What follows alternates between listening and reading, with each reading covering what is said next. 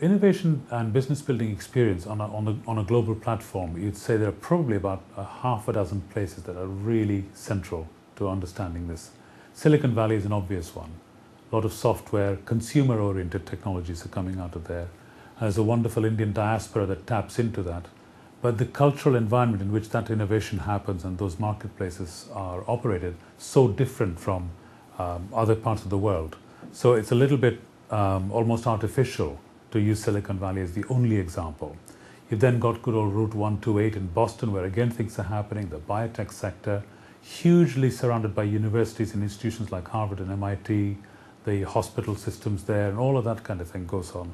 Then if you come further east from the USA, you come to the UK, you've got a golden triangle of places like Oxford, London and Cambridge, which has a massive critical mass of people who have done high-tech kind of businesses and disruptive type businesses in all manner of technologies.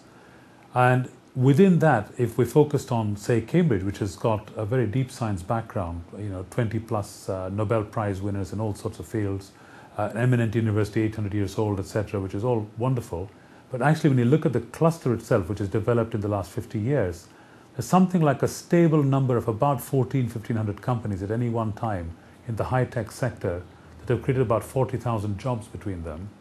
And they exist in advanced engineering, they exist in audio, they exist in inkjet technologies, microprocessor technologies, a vast range of consulting organizations that have helped mid-sized large companies to innovate because they have brought their commercial skills on top of the scientific training that they've received in their earlier careers.